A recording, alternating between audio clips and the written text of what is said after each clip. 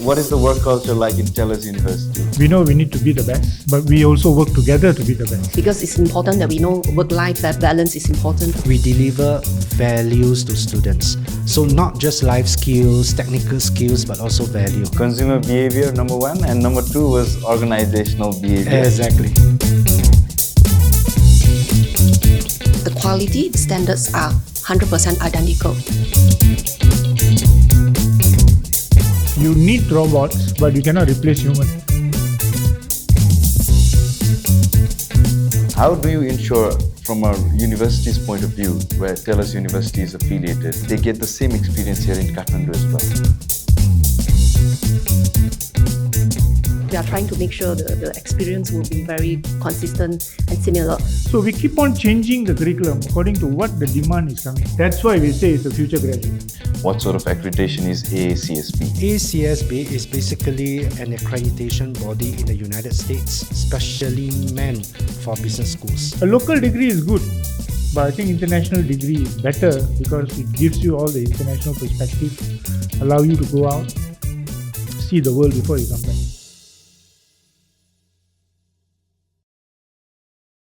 Hello and namaste, Mahu Jay Pradhan, and we are here at IIMS Podcast, and we've got the faculty members and the Pro Vice-Chancellor and the deans, whatever we call it. They are cool with it, and literally I call them cool because they are cool. I have had a very wonderful conversation with them, and this makes me just go easy and my life easier with them around. I'd like to make them introduce to you. I'd like to introduce you to them. I've got Professor Nithya, who's the Executive Dean, Faculty of Social Sciences and Leisure Management. Sir, welcome. Hi everyone. I'm Nithya. I'm the Executive Dean for large faculty of Social Science and Leisure Management. We have 6 schools. 2 of it are the Hospitality and Culinary School. And with IIMS, we are working on the Hospitality program. And the Hospitality program is one of the highest rank program in Malaysia, Southeast Asia and Asia. So we are ranked top 20 in the world. So this is really a strength of what we have, and it creates a great reputation for the school as well as for TELUS.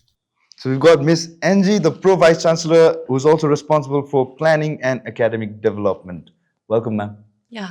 Hi, I'm Angie. I'm the Pro Vice-Chancellor Planning and Academic Development. So what usually I do is, of course, I'm in the VC office, helping the coordinating on the business plan, as well as the academic-related projects. So that's why I am working very closely with Prof. Nithya as well as Prof. Adi. So other than that, also we will also looking into the strategy plan of the university, including the partnership. So that's where we are here to, in fact, work with IIMS. We've been working with IIMS this is our 4th years of partnerships. Been working very well on this partnership. So I'm glad to be here to, in fact, share the insights of how we work with IIMS. Yeah, thanks. You're welcome, ma'am. And it's really fun to have you both. Now, I'm coming on to Professor Eddie, the Executive Dean of Faculty of Business and Law. Welcome, sir. Thank you very much, Jay. As you have just said, I'm Eddie. I'm the Executive Dean of the Faculty of Business and Law, and I run 3 schools within the faculty: School of Management and Marketing, where the program Bachelor of Business came in, and then the School of Accounting and Finance, as well as the School of Law and Governance. And we are now ranked top 100 in the world for marketing, and top 150 in the world for business and management studies. And just fresh from the oven, we are now ranked 20 in Asia for our MBA program and number 1 in Malaysia. Wow. So does Professor Nithya and you go flex each other, like, see, my department's here? Or you see, Nithya, my department's here. Do you flex each other like that? No, we work together. Yes. And he always says that what we achieve inspires him. I also tell him that what he achieved inspires me. Okay. So there's this very cordial spirit among us. We know we need to be the best, and but we also work together to be the best. I think that's the most important principle that we have, and we share a lot of things. So leading by example, Pro Vice-Chancellor Miss Angie, what is the work culture like in TELUS University? It's a very big university. There's a lot of responsibilities around. What is the work culture like? Is it full of pressure? Is it full of, if seeing around the competition? Because I see there's a lot of, top colleges and universities all around the world, among which you're one of them. What is the pressure like? What is the work culture like? Work culture, I think you should be able to sense how we have responded just now. We are really working very closely, even though it's like from different faculties, or even like for me, it's in a department, chancellery department. We actually work very closely together, and I think the most important thing is like the university, we always align on what is our direction, what is our strategy plan, that we all works towards that directions. So that's why a lot of time we are very aligned in the way how we do things. So work-wise, colleagues are very, their teamwork is always important, and always we look into how we can improve our processes, our way of doing, and also to be a bit more innovative in how we look at the academic developments, the curriculum. So that is the part that is important to the university. As for the work-wise, the work environment is in fact the colleagues among us, we are also helping each other, and I think the culture is also, we are making it a bit more flexible, because it's important that we know work-life balance is important to us. That is how the university take care of us. But aside from that, is we always trying to support each other. So that is the culture vibe in TELUS University. Yeah. So Professor Eddie, coming to you. Yeah. As generations surpass one another, I mean, there are a lot of generations before us. There will be a lot of generations after us. How do we cater to each and every generation that comes about to TELUS University, or specifically your programs?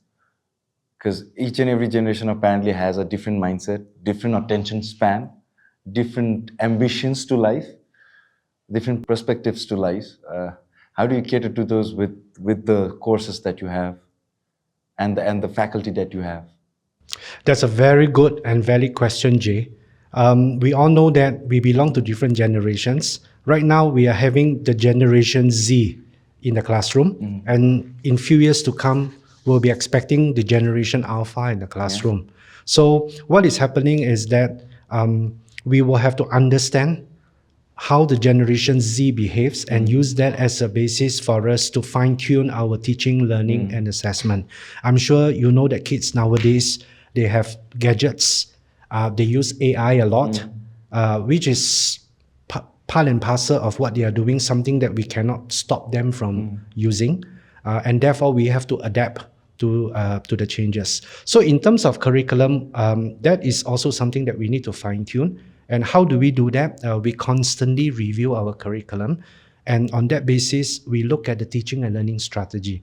So it is heartening to see that the university, through the Center for Future Learning, is coming up with a lot of innovative pedagogical strategies to target different generations of students.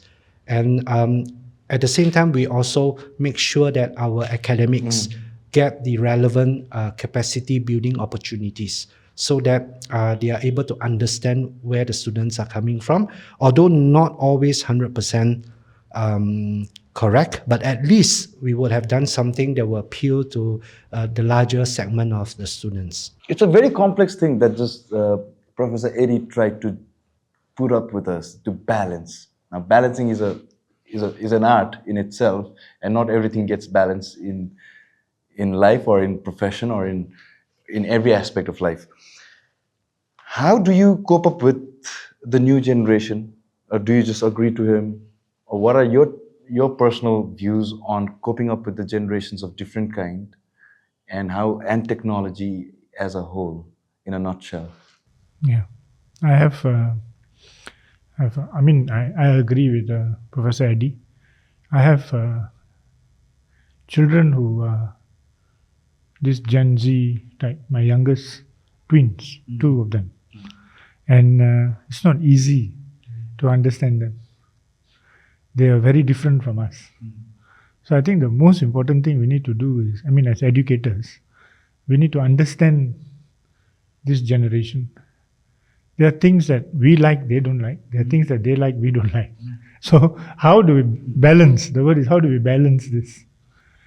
So I guess at the end of the day, for me as an educator, and we need to understand them. That's the most important thing, or else it's not going to go anywhere. And we need to know their way of life. Like, they cannot live without gadgets. But some parents will get very angry when they see the children on the gadget all the time. But that is their life. You need to give them that space. Similarly, for students, that's what we do. We let them do what they do best. Because only when you let them do the best will come out of them. And they like to work independently. So how do we encourage, like Professor Eddie mentioned about Center for Future Learning? We speak about student-centered learning. We speak about using technology to support the students' learning. So we have HiFlex, what we call it, hybrid and flexible learning. So we blend technology learning and teaching together with some of those face-to-face session in tutorials and all that. And we see this kind of approach that we take is actually making them feel very comfortable in their learning, and they like to come to classes because they get to interact, they get the flexibility, they get the freedom, they get the respect that they wanted as this young generation. So I guess we try to understand them, we will solve half the problem, or probably more than that. Coming back to Miss Angie now, we've always been told that Nepal lags behind in terms of infrastructure, in terms of technological advancement, and it's an international degree, Taylor's University. Miss Angie, I'd like you to clarify a few things just for the sake of parents, because they've been investing their hard-earned life savings or their earnings onto their children. How does a student studying in Kathmandu, in IIMS, get the same benefit or the same educational assurance or the technicalities and in terms of infrastructure, in terms of learning, as they do right at Taylor's University at the headquarters, or anywhere where Taylor's University is affiliated with any educational institution all around the globe? How does a parent assure themselves, okay, my child is getting the same level of educational input as the other ones all around the world? Yeah.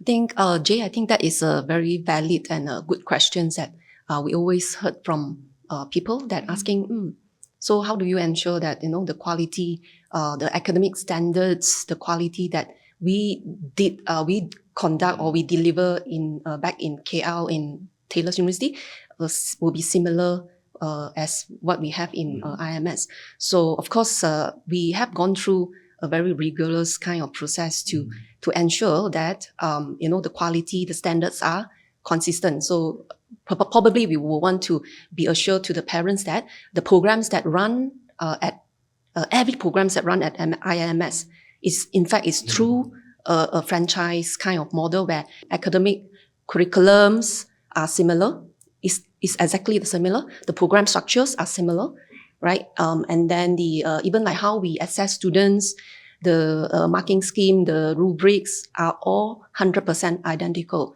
including the learning outcomes. So that's where then we will be able to, at the end of students, when they complete their studies, Taylor's University will be the one who award the students with their certificate, right? So in order for us to do that, we also have our regulatory compliance that we need to comply. So how do we then ensure that we are able to award the students at IIMS? So the only thing that we can ensure is the quality, the standards are 100% identical. So there are various ways that we can do that, like just from starting from talking about the policies, we apply the same policy back in KL and in IIMS. They follow the same policies, the academic policy, student policy, they have to follow, or even procedures as well. System-wise, we have our online digital library system. We have the student learning platform, we also offer to our IIMS students here to actually have access to the same course content, same material for their learning. For lecturers also, we provide trainings to them because, from time to time, tailors very emphasize on the quality. So we will, on yearly basis, we'll review our module. We do a review on our program to make enhancement, right? So there are a lot of things that we do back in KL that we will then make sure IIMS will follow the same changes, same enhancement that we do on a yearly basis, plus the training that I have mentioned to you, the training that we provide to the faculty members here as well.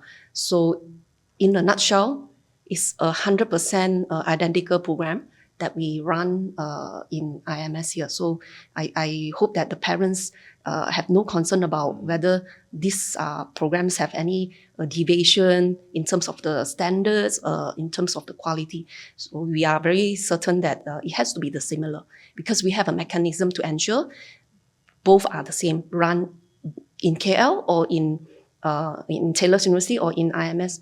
It has to be identical. Yeah. So, Professor Eddie, there's a big accreditation process that Taylor's University went through to get. It took years, apparently, as I was told. It says Taylor's Business School, world 6% AACSB accredited. What actually went on in it? And I'm pretty sure that a lot of parents in Nepal might not be as familiar as we are, because we've been associated with Taylor's University and IIMS, and I've been talking to them for this content for quite a while, and I've been briefed about it. But I'd like the accreditation process to come from you to entire parents and students, or whoever is interested in knowing what sort of accreditation is AACSB. Thank you for raising this part of the question, Ajay. AACSB is basically an accreditation body in the United States, specially meant for business schools. So what we mean to say here is that we are one of the 6% of the business schools that are accredited by AACSB. It took us almost 6 years to get the accreditation, and that's why it is also known as an Ivy League accreditation. Yeah, so that 6% means about 1,050 business schools all over the world. So if we have 6% of 1,050 business schools, that means it is a very elite kind of accreditation. And something that is enjoyed by some very top business schools in the world. I'm sure you have heard of Harvard Business School, Oxford Site Business School, MIT Sloan School of Management, and many other top schools in the world. These business schools are accredited by AACSB. So we are really happy to join the league. And of course, they have several standards for us to comply with. And that's the reason why it took us 6 years or so for us to get the accreditation. So they look at the quality as a whole. So they look at the curriculum. How do we design the curriculum? How do we develop? Whether there is a specific quality assurance process that we follow through. And then they look at how do we inject innovation into the curriculum. And apart from the curriculum, it looks at the faculty sufficiency, whether we have adequate or sufficient faculty members who are qualified to teach. Right now, I'm happy to say that all our faculty members are PhD holders, which is not necessarily a requirement, but I must say that we have surpassed the requirement.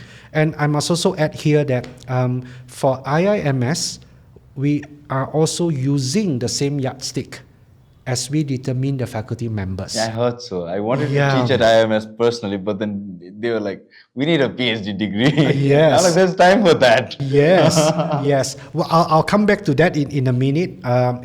Where we are talking about encouraging all the faculty members here to pursue a PhD. Hopefully they can do it with us because now that they are so immense into the system, so it's probably easier for them to do a PhD with us, which we are encouraging everybody. Professor Neethiah has been talking about that last night. You know, when we had sort of a welcoming drink dinner, so we spoke about that. So we look at faculty sufficiency, and and to ensure that the lecturers here are really qualified, which I believe is a very important point for us as well as for IIMS. And this will ensure that the quality of delivery is more or less identical as what Angie mentioned in a part just now. So we really scrutinize, we look at their requirement here, their qualifications, and we match it against ours. So faculty sufficiency is one part. And the other big part of it is actually employability. So somehow employability has always been used as a proxy to quality education. And to us, it may necessarily be true though, in a way that when the university produces good graduates, the outcomes should be good as well. Yeah, and therefore employability should be part of it. So we reported to AACSB 2 years ago that our employability rate was 99.9%. And that tells something. Definitely, 99.9% of employability ensures that you're going to get a job. Yeah, exactly. And also ensures the fact that you can actually go compete wherever. Yes, exactly. So that is one major part. And in 2020, AACSB introduced a new standard, and they called it as engagement and societal impact. So this is where, as a business school, we must also demonstrate that we deliver values to students. So not just life skills, technical skills, but also value. And because of that, we are really fortunate that Taylor's University started the Impact Lab initiative back in 2022. And that was supposed to mirror the Sustainable Development Goals, the SDGs. So we built that projects, SDG-related projects, into the curriculum so that students can demonstrate their values when it comes to those projects. So for example, they help the aging community to do financial planning, right? They help digital marketing companies in terms of producing anti-scamming messages and things like that. So AACSB looks at that part as well. So it is more or less a wholesome kind of ruler that will help us to see if we are already there to achieve this accreditation. So AACSB, when it accredits a university, or let's just say in this point of time, Taylor's University. So once Taylor's University has the accreditation of AACSB, is it like, okay, we've got it for a lifetime, or how many years or time frame do we have to examine ourselves again as per the standard again? Yeah, the validity used to be 5 years, but it has recently been changed to 6 years. So which means that by 2028 also, we have to expect the continuous improvement review, where AACSB will send another set of reviewers to come and review us. And by that time, they will expect to see some changes, some positive changes that would have taken place over the last 5-6 years or so. Okay. Yeah. So Professor Neethiahnathan, coming to you now. And Nepal's most hailed potential economical backbone sectors, hydro and tourism. Now, there's hotel management and there's hospitality management. Please shed light upon the difference between the two, first of all, and then I'd like to carry on from there. Hotel management is more limited. So basically giving you the skill sets that you can work in a hotel. Hospitality management is larger, broader. So you can work in any service sector. So that gives students the kind of advantage when they actually want to move from one sector to another, like food service. Some students because hospitality anchors around customer satisfaction, experience and all that. Some students actually get a job in the banking industry. So it provides students with a larger dimension of what they can go in the future after they graduate. So usually the word hotel management is used when someone is doing a certificate or a diploma. But when somebody is doing a master's or bachelor's degree, the whole dimension becomes larger as hospitality management. And ours is an international hospitality management. And international hospitality management means that, the hospitality world is a global world. You may study here today, but tomorrow you're actually working in Europe because it's so international. So it's allow for greater mobility for students to move around and all that. And a lot of my very successful graduates are all today general managers who are in properties, in big properties that is actually out of Malaysia, because that's where they actually shine. And being an international sector, being our program is designed in such a way that it's very industry focused. At the same time, it gives you a management skills, right? So it is intended to produce someone who can become a general manager of any businesses in the future. So I guess that gives students a kind of advantage when they actually graduate. Similar to Professor Eddie's business program, our graduates are all highly employed. And we have a program called Student Employment Program. All the big boys means all the international chain that you can name, Hilton, Marriott, Starwood, whoever. They actually come to the university, adopt the student when the student are actually in the second year. And they work with the student until the final year. The student will join them for internship, and eventually they go into a middle management position. So it's a fast-track talent development program for students. So by doing this kind of innovative, method and all that, you find that you not only internationalize the student, because student in hotel management or hospitality management, we try to make them go out of the country so that they get the exposure. But at the same time, they can actually become a middle manager immediately after they graduate. I guess that's what they want. Right? So, Miss Angie, coming to you, straight from Professor Neethia, a student in Kathmandu might also aspire to become, is certain to aspire a lot of things in life, professionally too. How do you ensure, from a university's point of view, that they get the same experience and the same exposure that, all the rest of the world where Taylor's University is affiliated, they get the same experience here in Kathmandu as well? All right. So talking about students' experience, in fact, just now earlier I have mentioned about from the curriculum quality standards perspective. As for the students' experience, in fact, we are also trying to make it as close as possible to provide the IIMS students to gain the same experience, starting from the orientations, right? The orientation that we have for IIMS students here, we will have a representative, lecturers or the program director or the head of school will in fact also be involved and participate in the orientation to, in fact, to provide some insights and share the, some more information for the students or even maybe parents for them to understand about the program, the university. So that is on the orientation. As for the other perspective will be in terms of the accessibility to our systems. We have our online library system. We have our student learning system as well, where the students in Taylor's University, they go to this system to do their learning.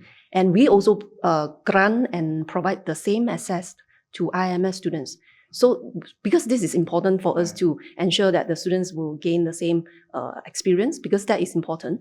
Other than that, students appreciate their student ID cards.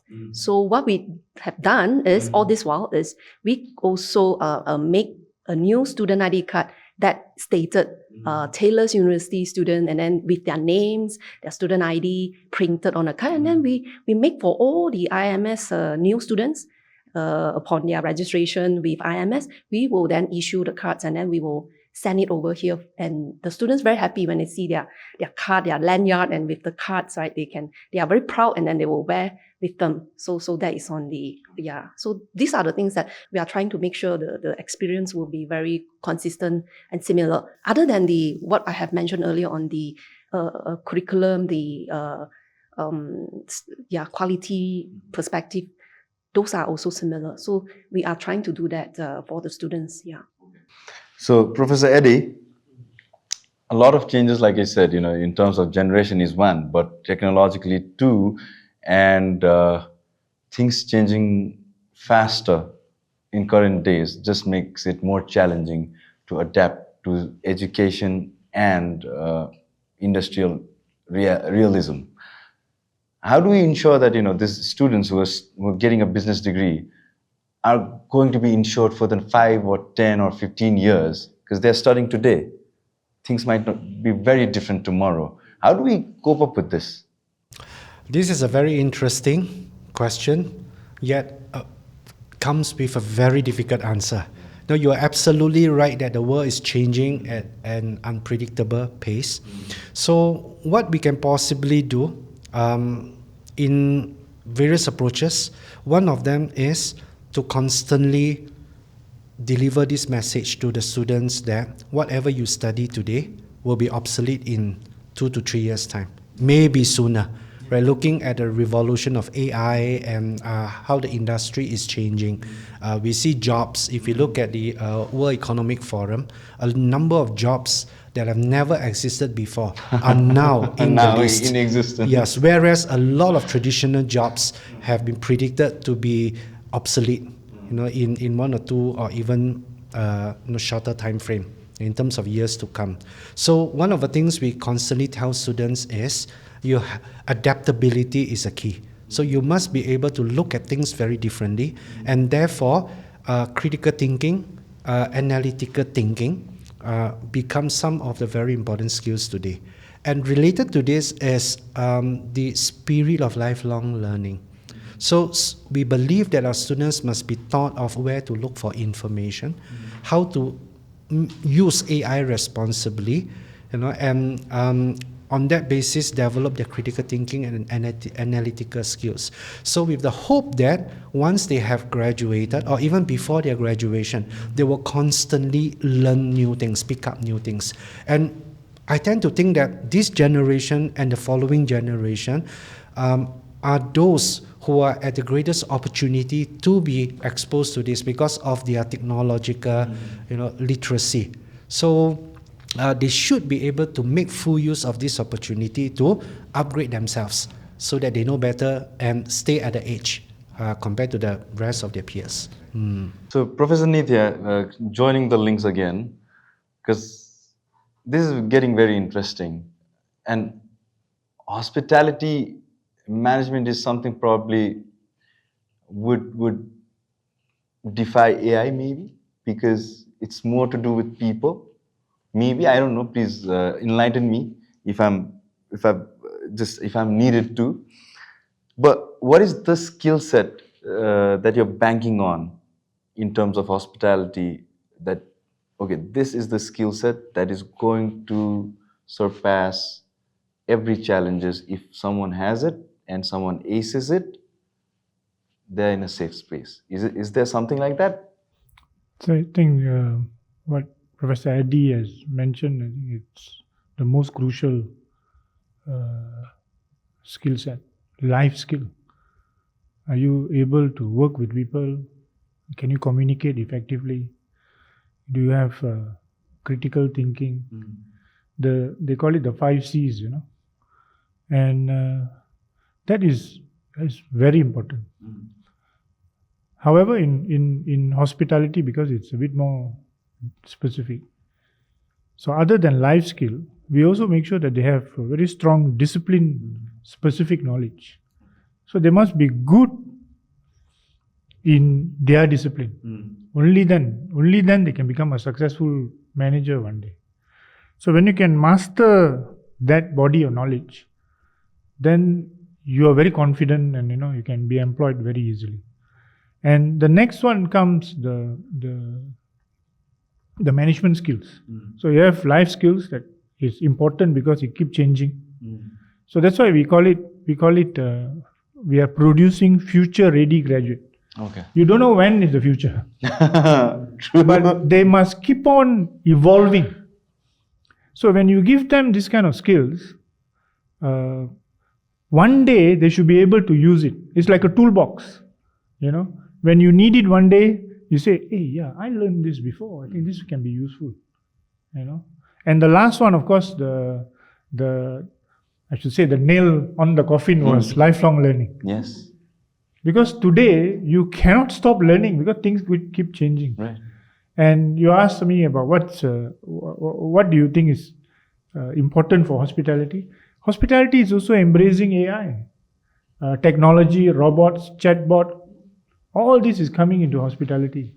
So you need people who can imagine the future customers, how they're going to look like. There will be customers, the younger generation, who don't want to interact with anyone. You know, the time they check in and they check out, they're like ghosts. You cannot see them. But of course, the older generation would like service and all that. So there's this tension between the young and the old. But we have to create this environment that can support all these people. I'm so glad that you came up with the last point, with the robots and everything. Because in Kathmandu too, I see a few restaurants with robots serving people. Might not be as practical as they would think, but it's a beginning. Where does that put the employability as per your expertise and experience? So we have to teach students this. So in fact, I tested out robot in my restaurant, my hotel school's restaurant, just to show students that they can do what they can do, but they are limited to that. Okay. You need robots, but you cannot replace human. You see, so that helps students to understand because it's not easy. Because I actually did a small research on this. That when you use a robot, you need to know how to design your restaurant first. Okay, Because based on the robot. The robot moves according to certain wires. Okay. So if you don't design it correctly, the robot will not function the way you want. So why do you need a robot? Because you want efficiency. Sometimes staff are not around, the robot can replace. Wow. Right? Yeah. You want to make sure that you maximize the profitability and all that. And beyond that, beyond robot is the management tools. Today, revenue management becomes so important, and in hotel, revenue is very important because the room that's not sold today cannot be sold tomorrow. It's gone. It's gone. Right. So how do you maximize? How do you do yield management? How do you do revenue? So these are all taught to the students so that they know one day when they become a manager, they can use this skill. See, recently I added another new subject called luxury brand management. Okay. Because more and more big hotels are hiring graduates with a degree. It's no more the old school people say you have to climb up from the bottom. Good international chains look at the degree and say, oh, it's a degree student, okay, I can take. So if my student don't know what luxury brand is, then it's another disadvantage. So we keep on changing the curriculum according to what the demand is coming. Then you make your curriculum very live, right, dynamic, and that's why we say it's a future graduate. Very interesting and very insightful, put very simply. So, Miss Angie, dealing with AI, dealing with a lot of challenges, how does it make TLS University's life easier with all these challenges? You need to cope up with it. Probably you need to see around what's happening, what's not happening, what could work, what could not work. As someone in that position and stature, when you see, does these things overwhelm you as a professional or not? So I guess for this, the respective schools, the head of school, the executive deans, they will definitely look into how this will, either it will in fact bring in benefits. Yeah. We should then leverage on this, to help our learning to be more meaningful, to be more effective. So it doesn't mean must be maybe it's a challenge to the academic. So we should then look into how we leverage on this to make it become one of our strengths. It help us become a substitute or not really replacing our manpower or our skilled staff. So I guess that will impact maybe the executives can share a bit on in this area. Professor Eddie, when it comes to business, Professor Neethia just pointed out on a lot of things in terms of hospitality management and the depth that it can go into. How does that impact the degree of business management when things are changing so rapidly, number one, and how analytical can this degree make an individual to think likewise? Because Professor Nithya just said, there's no hierarchical system now. Things have changed. There are demands coming up. People who've just started can go on to the brands where elite shop or elite people come by and would require such treatment likewise. How do you cater to those kind of system with the degree of the business degree like that? All right. Again, a very interesting question. As I mentioned earlier, we do constant review of our curriculum. So one of the things that we have built into the curriculum is the digital aspect of business and the analytical aspects of business. We realize that what is important today is to constantly understand the changing consumer behavior. So why are people changing? In what way are they changing? So by understanding consumer behavior, it will let us know the trend, what people are looking for, which demographic is affecting their behavior, and how do we then inform companies what they are doing. And it is very interesting, Jay, the banks, for example, the banking institutions, they have data on credit card spending.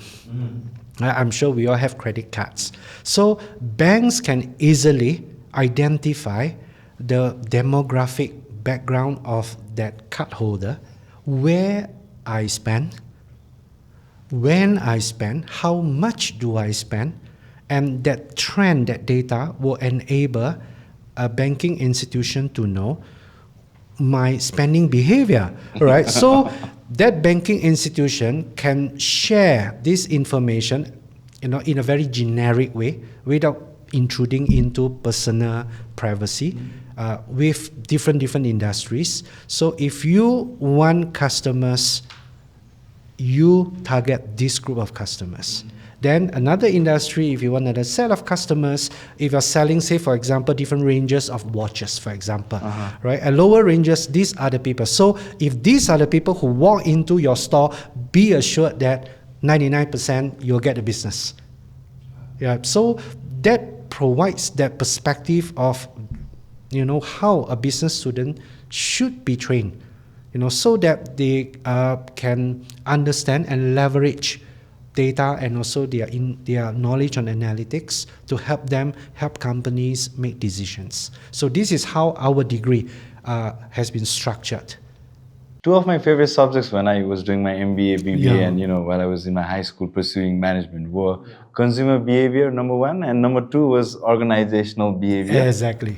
And to this date, when I'm approached by companies, or when I approach a company or an institution to work with them or to collaborate or to associate, I tell them I don't want a long-term contract as of yet. Let me just get on with the organizational behavior of yours. If I can adapt to it, if my values matches yours and yours matches mine, I'll probably, get a long-term contract. Now, coming to that, Professor Nithya, a lot of things are driven with wants and desires in a person. Now, does hospitality management as a subject help in behavioral aspect as consumer behavior? In terms of, does hospitality management actually contribute in a person's well-being as of how they spend, or do they stop or take wise decisions in their life? Because when pursuing a degree, probably a person wants, okay, does this degree make me a better person or not? In a very generic way as well, but which is very important foundation to begin with. Does it contribute to that? Thanks, Jay, for that question. It does, because I think all the degrees has got very strong foundational element to it, right? And like I said just now, this degree in hospitality management has got also, other than the discipline, it has got the management and the business component. So like organizational behavior, because you like it or not, you're going to work in a big organization. You should know how to work in a big organization. Consumer, because they are your customer. Without consumers, you got no business to run. whether it's a hotel or restaurant or whatever, right? So they are taught all these courses as well, so that they become a solid individual. So when they they're graduate. immune. Yes, and student today they are so enterprising and independent. We can see that, like just now, what we do over there, social innovation project, is a subject. They do it here as well, and the student was so creative. Basically, the idea is we want the student to use their creativity to come up with something, regardless of anything they come up with. But the most important thing is how do you work with a group of people, and how you creatively come up with something that you think you can solve the problem of the world today. So that is the power of Taylor's curriculum. And this group of students, when they do this course, they actually learn about design thinking, the different steps of design thinking. Then they also learn about the sustainable development goals. Why? Because from the sustainable development goals, they are supposed to find one problem and use design thinking method to solve this problem. And the students were impressive. And I think some of my colleagues were saying that they actually, if you look at them, they are as good as Taylor's students, if not better. So I guess this is what we do. And we do the same thing over here. I'm verified because you see, a good program, your curriculum must be good, like what we spoke about just now. How you design the curriculum, what you put inside. Is it for the future? Does it create the fundamentals and all that? The curriculum must be good. You must have good space, learning spaces. You look at what is here today. This whole campus is dedicated for Taylor's IIMS collaboration. Okay, and I think Sabindra has put in a lot of effort to create all these applied spaces for students to learn better. Because when a space is good, the student learn better, the lecturer can teach better, right? Then you have partnerships. Because you need partnership, because you need the student to be eventually going out there and work with them, right? With organizations and all that. So you need good partnership. So these are some of those ingredients that we have. And this makes an institution great. So you invest so much on people, like what Professor Adi mentioned about hiring PhD. Of course, we in hospitality we have a blend. We also need industry people because a lot of components are very disciplined. So we need strong industry people. And in Taylor's, I'm lucky because many students of mine today are general managers.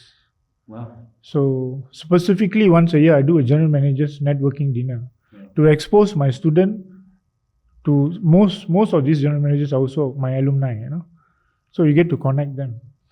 So the student will organize a dinner and an event for these general managers. So that's a way of showing off our student as well, and they will have table topic discussions and all that. So coming to Miss Angie now. Miss Angie, there's been quite a lot of buzz around the market in Nepal that, international degrees are not as effective. They don't cater to the local market demands. They're mostly into they're concerned globally, but not locally. How does Taylor's University cater to the local aspect of things? Okay, first of all, we want to assure that the academic standards and the quality at IIMS is equivalent or identical with Taylor's University. So that is an important message that we should know, right? So as for the how then we make sure that the global perspective, of course, we have to comply to what we have put into the standards for our programs. So every programs will have their program standards, will have their program requirement and the learning outcomes. So for those we will not compromise that. Whether it's IIMS or in Taylor's University, we will have to in fact just go according to what we have planned, right? To achieve, to ensure students, our graduates, meet the learning outcomes. But on top of that, of course, we understand that when come to the local context, there will be like certain considerations that the IMS may want to propose some minor adjustment to contextualize the example, the teaching material, or even the exam question papers. So we do allow that, but subject to Taylor's University staff to in fact review. We will review, moderate, and make sure that it still achieve the same learning outcome. So then with that, with Taylor's University staff to confirm that it's still within our required learning outcomes. So we will allow that minor local contextualization happens, because we understand that for IMS students, I'm sure there are certain topics or certain things that it has to be relevant to their local context. So we allow that to happen. So there is always a justification and review happen, moderation happen between IMS and Taylor's universities. So not just about exam question papers, assessment, assignments, all that is always come back to Taylor's University's module leaders to do the review. And then with our approval, then only IMS will then deliver accordingly. So we make sure that happen. That is how we ensure the quality are consistent. Yeah, and then we want to ensure that the quality delivered here is similar as in Malaysia. Okay, Miss Angie, what would be the biggest or even the slightest of the deal breaker with any organization around the world if it does not comply with Taylor's University? Even the slightest hinge, and then it's gone. So we do have this audit, internal audit, or even like our own in Malaysia. Also, we have a governing regulatory bodies. So we have to comply. That is for sure, right? So that's why we always do the audit, internal audit, to ensure that things are run accordingly. So if there is any deviation, if we found any deviation, we will then advise and then give guidance to our partners that, okay, look, you need to comply so that, you are still aligned to the program standards as well as the our standards and quality. So with that, we allow rooms for minor improvement from there. So that's why we have to comply no matter how. Yeah. Coming to Professor Eddie now, can a person who's based in Kathmandu or at IIMS have a chance at getting to work with you under your supervision or your team's supervision at Taylor's University? Someone who's had a degree here and would want to probably intern or have a proper job, would they have an opportunity like that? That's a very interesting question. The answer is, of course, yes, because that is purely a Taylor's University degree, and it is recognized both in IIMS and also back home. So there's every opportunity for this individual, this very proud alumni, which we'll all be very proud of, to come to Taylor's University in Malaysia, either as a student researcher, if the person is pursuing a master's degree, or even an MBA, or even an employment opportunity if there is a vacancy back home. So, Professor Neethia, coming back to you again, is there any chance, the same question to you as well, and what are the criteria they need to have? There are certain specific marks that you expect for them to be, to interning at your department or the departments you have. Is there any chance for the people studying at IIMS, and if they wish to be directly working under you or under your supervision at Taylor's University, is there any opportunities that would come by? First of all, we spoke about it's a similar degree, which means that if a student in Nepal wish to continue their studies after doing here 1 or 2 years, they want to continue in Taylor's, they can do it. There's no distinction. The Nepal student is Taylor student. So let's say I study 1 year here, I say I want to try to get a better experience in Taylor's. I want to do 1 year there, I want to come back here. They can do it. So that is a fantastic opportunity for the student to get an exposure. Not just in terms of academics, but also Yes. in terms of work as well. Yeah. So the next one is internship. Yeah. I've always encouraged IIMS to send the student to Malaysia for internship. So because a student in Nepal may have not experienced a resort concept in a in a beach area, but in Malaysia we got so many good resorts. 5-star, even some people say 6-star. There's no 6-star, but it's basically saying that it's beyond 5. But these are fantastic one. And I had students from Nepal who were in Penang, in Langkawi, who actually come over to do their internship. So that's definitely. And if a master student or what wants to work with us on some research project and all that, they can do that as well. There's no what do you call that? We don't restrict the border. It's open. I also encourage IIMS to send their students to other countries, because I send many of my students out. Okay, many of them goes to Europe for internship and all. So I told IIMS, I think time to send your student out as well. So they're trying now. Other than wanting to come to Malaysia, they're going to Middle East. Because Middle East, the hotel industry is booming like nobody's business. There are students who are interested to do, because we have very strong partnership with some European partners, they're interested to do in France. So we do that. And then of course, employability comes, So an international degree is important in order for you to start an international career. A local degree is good, but I think international degree is better because it gives you all the international perspective, allow you to go out, see the world before you come back. So the horizon's broader. So the last of the questions are directed towards Miss Angie now. So what is the long-term vision with IIMS, with Taylor's University and IIMS forging a strong partnership until today?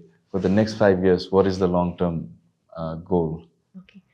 Thanks for the question, Jay. We see that IIMS is definitely a very strong, committed partner. There are a lot of things that we can do together, not just looking at the franchise programs. There are in fact many things that we can do together. Even like now, I can see IIMS also started to look into research and see what are things that they can do in research, a journal. So we can always partner in other areas, academic collaborations on other aspects, or even like students' mobilities, right? And of course, we can come together to do certain projects. We talked about just now the the impact labs that we can also bring in students or even staff. So between students and staff, we can in fact create more opportunities for them to work together. As for this partnership, we see that there is a long way for us to work together, and we hope that we can, from now, 3 programs that we can slowly add. Soon we will be adding one new program, right? MBA and another program on the Bachelor of Design in Creative Media, and more to come. So slowly that we will bring in programs, degrees that there is a demand that Nepal students would like to study, and there is a demand or market that here that we will then bring over to IIMS. So that is where I see there is really a long-term kind of partnership between these two, because we see both university institutions have the same shared commitment, the same shared visions, that is to ensure we provide quality educations to our nations. So we will definitely love to continue this partnership with IIMS. Okay, the last of the questions to Professor Eddie and then to Professor Nithya now. We talked about the students. Yeah. And I love the sync here with the question and the answers, because the next question I'm about to ask, it's already put up right before the question. Yeah. So it's all in sync right now. Professor Eddie, we talked about students probably getting a chance to work in your department or your organizations that you're responsible for. What about the staff members who are actually stationed in Kathmandu, and would they get a training opportunity under you or by the side of your team members to enhance their skills so as to they can contribute more to IIMS with regards to Taylor's University? Is there any possibility for the ones who are actually employed here right now as a part of the team of IIMS getting to Taylor's University and having an experience with you and your team? Yeah, a very good question. To begin with, in fact, for the staff members here, we have put in a mandatory training requirement of 40 hours. So whether that 40 hours is done online or hybrid or face-to-face, there must be a record of 40 hours per staff per year. So which means that Taylor's University has been actively organizing a number of training in different aspects. And when we come for our audit, the last one being November last year, we actually look at the record. We look at their attendance, we look at the training programs that they have attended, and we ask them what would be the impact on the training on them. So some of them were exposed to pedagogical training, some of them were exposed to training related to online learning, and also various other innovative learning approaches. So we do that. Okay. Then on the other hand, we have also been talking to the staff members here that there is an opportunity for them to pursue a higher degree in Taylor's. So that means PhD, that means Masters by Research, and now that we are going to launch an MBA. So this is very exciting because not only it provides progression for students, it is also an opportunity for the staff members here to get an MBA from IIMS, which is identical as Taylor's University. So we will have academics from Taylor's University that will be involved in some part of the teaching of the program. So that is our aim, and that is our dream to see that we grow together with IIMS. So, and that is also a way for us to assure that quality is there. Okay, now the last but not the least, and concluding our podcast with Professor Neethiahnathan now, any academics program that you'd want to see in IIMS in the recent future, number one, and do you also have the same enthusiasm as he does of getting, the staffs or the team members here at IIMS and getting trained under you or by your team right at Malaysia? Yeah, for the future programs, I spoke to IIMS casually just now that we have built such a beautiful restaurant and 3 kitchens, and there's no culinary program. So culinary program would add color to the entire hospitality program. So I think definitely either a diploma because it's skill or a degree or both. We need to look at that. I think it's crucial. When you have such a beautiful facility, you must have that kind of program. So that's one. I also spoke about digital media production. In Taylor's, digital media production is a high demand program among international students and also local students. And today students like to do digital media, create some small documentary and all those. I think this program surely will tick with the new generation. So other than what I think Angie has mentioned about the creative media, MBA, what Prof. Eddie has mentioned, I think we need to broaden the product portfolio of IIMS with Taylor's. That will ensure growth. I think this investment is a big investment, and we are also responsible to make sure it's a successful investment. So we will work on that. Your second question was on training. We are already doing the training. First of all, what we do is when a program is introduced, before the program is introduced, the lecturers must be trained by us. So in fact, in the beginning, I actually asked Abindra to send some of their hospitality lecturers to Taylor's so that they understand how we work. So we do that, and all modules are done all programs are done that way. I think that's important because you need to condition them to the tailor's culture and spirit, right? And then every year, at least 2 times, we send our lecturers here to work with them. And I just give you an example of what they do. I will send one chef for culinary. I will send one restaurant guy, F&B. They will work with the student and the staff, lecturers here, over 2 or 3 days, doing joint courses and all that. But at the end, it's like a capstone course. At the end, all of them will come up with a team dinner. Okay? And that will, because when you want to do a team dinner means that you have to use all different skills. You see? So that is a very successful program that we do here. So we are already, and I hope we can do more. So well, Taylor's University definitely it gives me an impression of every courses are tailored, hand stitched, and as per required. Can be customized with time and adaptive. Yeah. Top people giving top views and also very clarity, unfiltered, and honesty. Definitely, it was such a good time. Exploring the educational realm between Malaysia and Nepal and forging a strong future up ahead in a sustainable manner. Thank you so much, sir. Thank you, Jay. Thank you so much, man. Thank you. Thank you Thank you so much, Jay. Thank you.